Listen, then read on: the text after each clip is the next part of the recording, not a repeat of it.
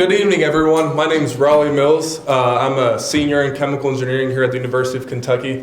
Thank you very much for joining me this evening on my research presentation of novel membrane filtration for removal of emerging water pollutants. Thank you.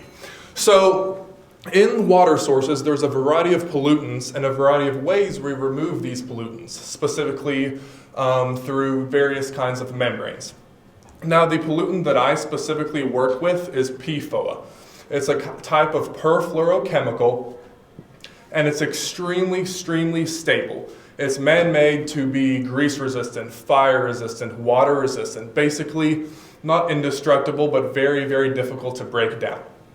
Now, the reason we're having issues with this pollutant is that, as I said, it doesn't break down naturally in the environment, so it accumulates and then ends up in our drinking water or in animals we eat via bioaccumulation. So certain sources of this pollutant, non-stick frying pans, fire retardants, and various industrial uses. Now, the reason we don't want PFOA to be exposed to us is it's been linked with various health issues. For example, it's been linked to certain cancer cases and also numerous birth defects. So my goal is to filter out PFOA from our drinking water.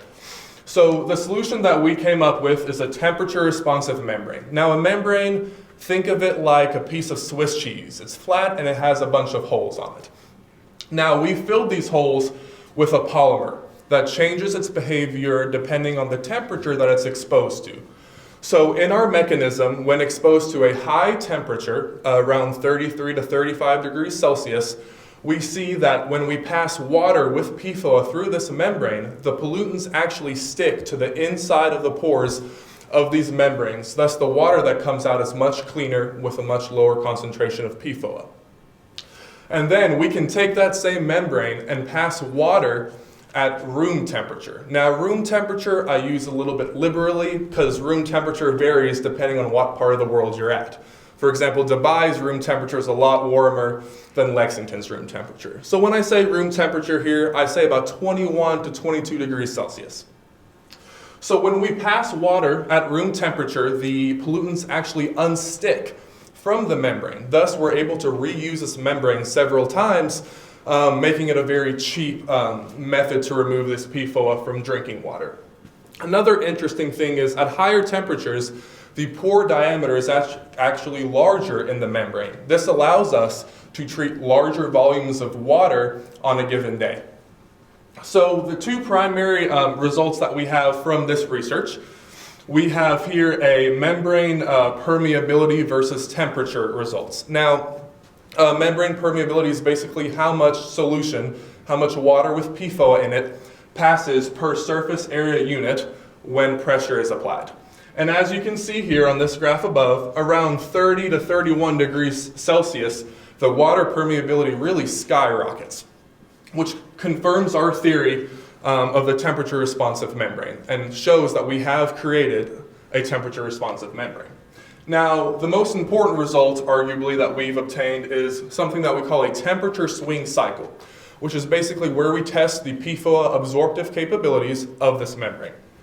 So as we see here in the red, this is when we're passing water with PFOA at a high temperature. And we see here, this is the PFOA accumulated in the membrane. So it's increasing, which means we're successfully sticking PFOA onto that membrane and cleaning the drinking water. And as we see here with the dark blue, this is when we take that same membrane and pass water at room temperature.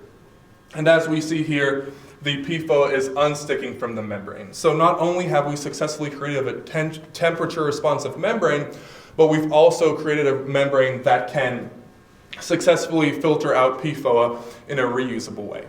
Now, the long-term goals of this research could be applied to a citywide scale or even a county-wide scale with a multi-membrane system, and this could even utilize the cycle of the day. For example, by using solar energy, we could warm the system during the daytime and do our sticking of the pollutant, and then during the nighttime when the temperature drops, we can unstick the pollutant, making this an even more cheap and energy efficient solution. Thank you very much.